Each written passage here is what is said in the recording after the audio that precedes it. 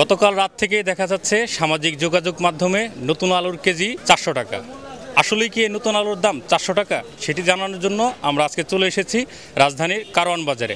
এখানে বিভিন্ন খুচরা দোকান ঘুরে আপনাদেরকে দেখাবো নতুন আলুর কেজি কত টাকা। কত টাকা কেজি বিক্রি করতেছেন এই আলুটা? 110 থেকে 120। এ পর্যন্ত 400 টাকা কেজি কোন আলু বিক্রি করছেন কিনা?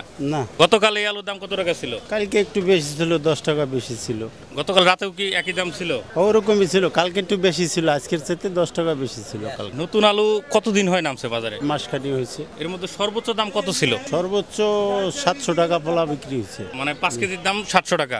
জি। এখন আমার হাতে দেখছেন লাল আলু, এটির দাম আসলে কত টাকা? এটা কি নতুন আলু কিনা ভাই? জি না, এগুলা পুরান আলুয়ে কোলেস্টেরল ছিল, এগুলা ধোয়া আলু, এগুলা দুই তারপরে আপনার শুকাই তারপরে এরা বাজারও সেল করে। আর আচ্ছা, এটার কেজি কত? এটা আমি বর্তমানে 80 টাকা বিক্রি করতেছি। গতকাল কত করে বিক্রি হয়েছে? একই রেট আমার এখানে।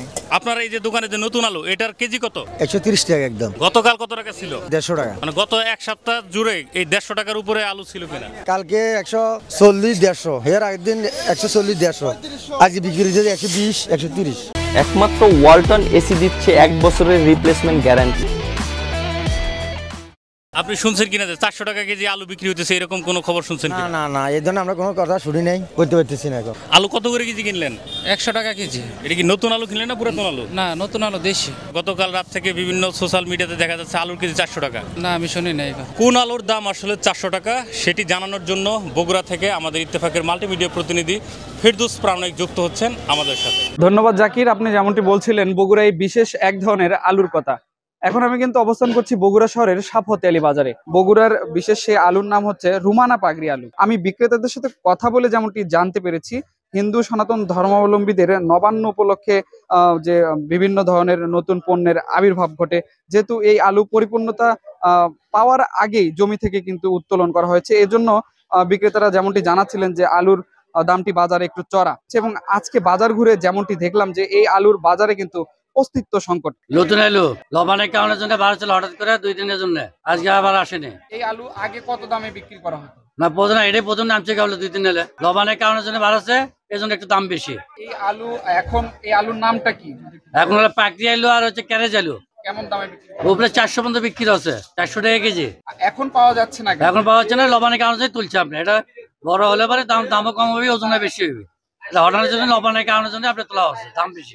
এই আলু হিন্দু সনাতন ধর্মাবলম্বীদের যে নবান্ন উৎসব, সেই নবান্নকে ঘিরেই কিন্তু এই আলু 400 টাকা কেজি দরে বিক্রি করা হয়েছে। এবং আজকে বাজার ঘুরে কিন্তু আমরা দেখেছি, আমরা বিভিন্ন বাজার ঘুরেছি, দেখেছি যে এই আলু কিন্তু পাওয়া যাচ্ছে না বললেই চলে। আমরা একটু আরেকজন বিক্রেতার সাথে কথা বলতে চাই। নবান্ন উৎসব অনুযায়ী আপনার আলুটি আগাম আবাদ করে, আপনার ছোট ছোট আলু হওয়ার কারণে অনেকখানি জায়গা মিলে আপনার ওই আলু অল্প ওঠে, যার কারণে আলুর দামটা একটু বেশি থাকে। এই আলু গতকাল 400 টাকা কেজি ছিল, কিন্তু আজকে আমরা বাজারে এই আলু দেখছি না।